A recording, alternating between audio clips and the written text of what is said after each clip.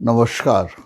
मैं Anil Agrawal, astrologer, reiki grand master, hypnotherapist और body mind therapist. आज अरबेन योगी चैनल पर आज फिर आपसे बात करने आया हूँ। आज मैं एक बहुत ही कॉमन विषय पे बात करने जा रहा हूँ जिसके ऊपर लोगों के अलग अलग टाइप की भ्रांतियाँ हैं। बहुत सारे महापुरुष, बहुत सारे पॉलिटिशियंस, बुद्धिजीवी बहुत नेगेटिव व्यूज लेके आए हैं इस टॉपिक के ऊपर, और वो है कि होम क्यों करते हैं, हम हवन क्यों करते हैं, औषधियों का, इम्पोर्टेंट बहुमूल्य जड़ी बूटियों का नाश होता है इसमें। क्या ये बात सच है? जिस चीज को आप प्रमाणित रूप से नहीं देख पा रहे हैं, जिसको साइंटिफिक एवेल्यूएशन नहीं किया है, आप उसके बारे में ऐसे करें तो गलत नहीं है? ऐसा कहना गलत नहीं है क्या? कॉस्टली एसेंशियल ऑयल्स, उनका इस्तेमाल किया जा रहा है स्पा में और अरोमा थेरेपी में। वो कहाँ से आ रहे हैं, क्या आपको मालूम है? सारे इन्हीं जड़ी बूटियों से तो आ रहे हैं। और अगर इसी चीज का इस्तेमाल हम अपने हवन कुंड में डाल के कर रहे हैं कम खर्चे में, और उससे सारे के सारे वातावरण को शुद्ध कर रहे हैं, तो इसमें कौन सी अनसाइंटिफिक बात है?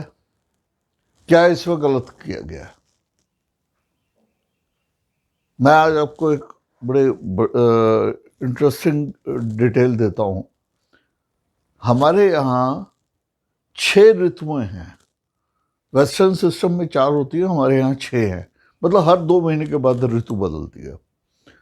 और 6 की 6 ऋतुओं में हर ऋतु के जो सामान की लिस्ट है हवन की, वो बदलती है।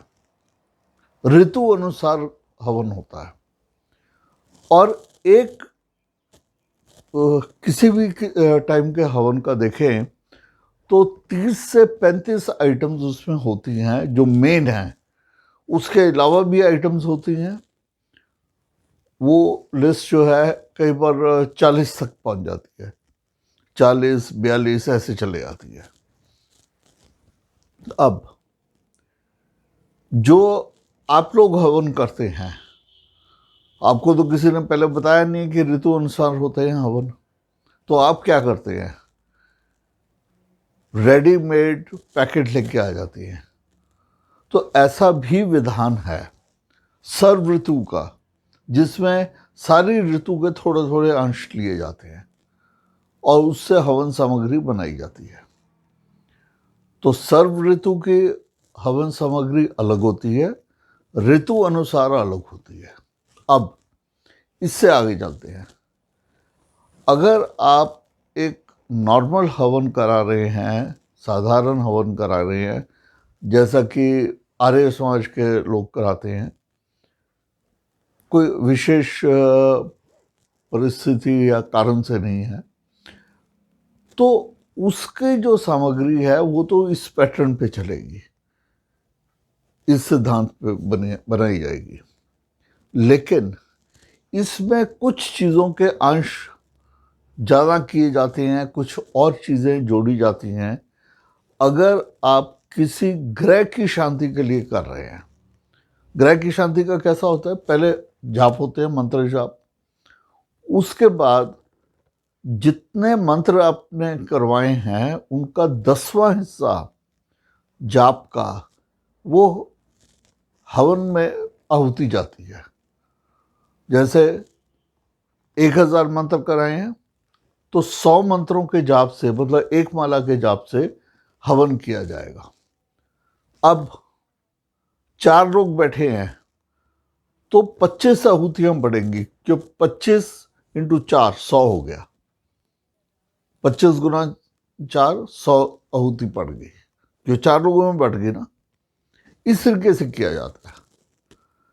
तो इसके साथ जो धुआं उठता है, जो वेपराइजेशन होता है आहुतियों का, जो सामग्री का, वो सारे घर में फैलता है।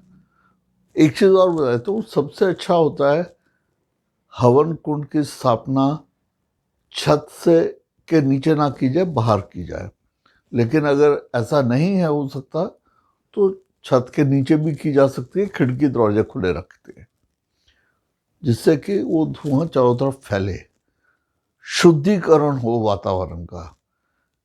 ये खाली हवा में जो कीटाणु वगैरह हैं उनसे ही छुटकारा मिले ऐसा नहीं है, उसके अलावा भी है। मानसिक रूप से भी आपको बहुत ज़्यादा इसका असर मिलता है, डिस्ट्रेस करता है ये, और प्योरीफाई करता है एयर को।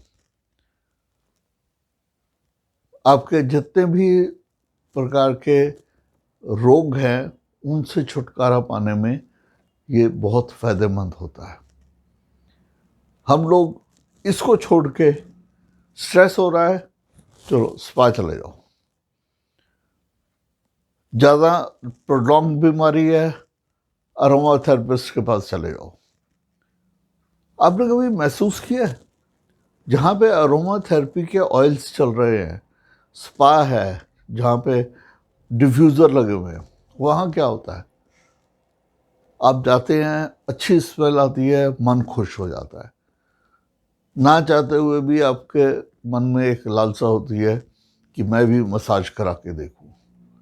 मसाज क्या करके नहीं, आपके माइंड में वो असर कर रहा है जो वहाँ से स्मेल आ रही है, जो अरोमा उठ रहा है। ये अरोमा थेरेपी का असर है, और वो प्योरीफाइड रिफाइंड तरीके से पानी में या तेल में मिला के वो इस्तेमाल कर रहे हैं। लेकिन उसी चीज को जब हम जड़ी बूटियों के सहारे शुद्ध रूप में इस्तेमाल करते हैं तो उसमें आपत्ति हो जाती है लोगों को। अजीब हिसाब है। बिना किसी चीज को समझे परखे बड़े बड़े लोग हैं जिन्होंने कह दिया कि नहीं, ये वेस्टेज है, अरोमा थेरेपी ठीक है, ये हवन का जो काम है ये वेस्टेज है। तो ऐसा नहीं है, करके देखिए और ज़रूर करिए इसको। समय समय पर घर की शुद्धि, सारे वातावरण की शुद्धि। स्पा में जाके आप 1000, 2000, 5000 खर्च करते हैं, सिर्फ एक आदमी का भला होता है। घर में करते हैं, पूरा वातावरण शुद्ध होता है, घर के जितने लोग हैं उनके ऊपर असर आता है। तो महीने में एक बार, 6 महीने में एक बार हवन भी कराएं। मैं आगे और टॉपिक्स पे भी बात करूंगा आपसे, जिसके अंदर कोरोना के बारे में भी बात करूंगा, जो पॉलिटिकल इश्यूज हैं जिससे देशों के बीच में संघर्ष की स्थिति बन रही है, उनके बारे में बात करूंगा। आप इस चैनल को ज़रूर देखिए, सब्सक्राइब करिए और बेल आइकन ज़रूर दबाइए, जिससे कि आने वाले जो नए टॉपिक्स आते हैं उसके बारे में आपको अलर्ट मिले। नमस्कार।